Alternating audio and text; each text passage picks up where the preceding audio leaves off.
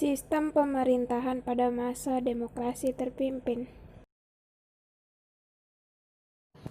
Assalamualaikum warahmatullahi wabarakatuh. Perkenalkan, kami kelompok 5. Nama kelompok yang pertama Nasira Apripriana, Nita Melia, Nova Angga Saputra, Nurianis Fadila, Putri Henida.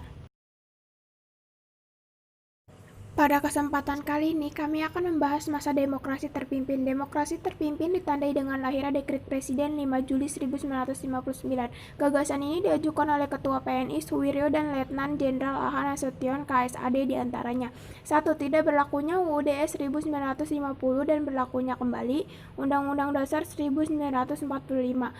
Pembubaran Badan Konstituante. 3. Pembentukan MPRS dan DPS.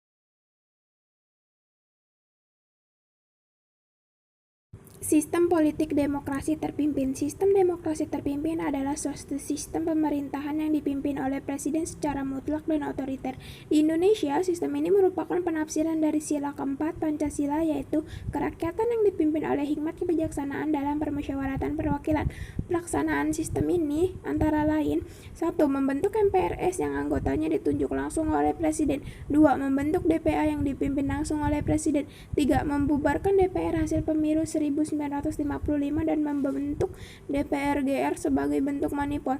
Yang keempat, menyatukan lembaga-lembaga tinggi negara dengan eksekutif. Yang kelima, presiden sebagai pemimpin tertinggi DBRI dan menjabat presiden seumur hidup.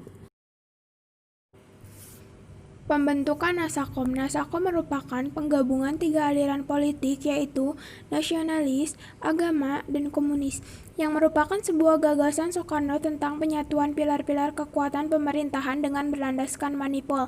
Pembentukan Nasakom pada masa demokrasi terpimpin ini membawa angin segar masuknya paham komunis di Indonesia melalui PKI. Dari non-blok ke Nevo-Oldevo. Politik luar negeri yang ditetapkan oleh presiden pada awalnya adalah bebas aktif non-blok. Namun seiring dengan perkembangan politik di Indonesia, khususnya diawali dengan masalah pembebasan Irian Barat yang menimbulkan penafsiran bahwa bangsa-bangsa Barat tidak aktif dalam membantu Indonesia. Sejak saat itulah Indonesia mengkondisikan 2 kubu kekuatan, yaitu Oldevo, negara kapitalis dan imperialis, dan Nepo, negara tertindas. Selain itu juga Indonesia mulai menjalankan politik mercusuar.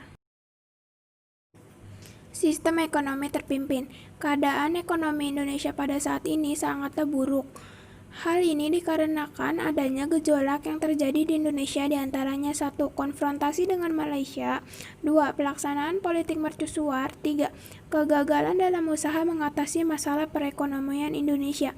Usaha untuk mengatasi masalah ekonomi di Indonesia diantaranya 1. Devaluasi. 2. Deklarasi ekonomi. 3. Penyatuan bank-bank dan koperasi-koperasi ke dalam bank tunggal negara.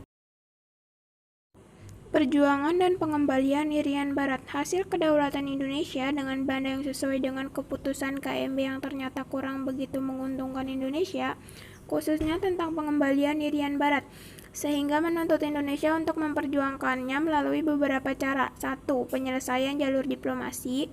2. Konfrontasi ekonomi. 3. Konfrontasi politik. 4. Konfrontasi total.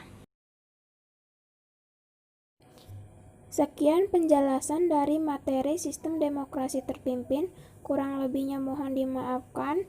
Wassalamualaikum warahmatullahi wabarakatuh.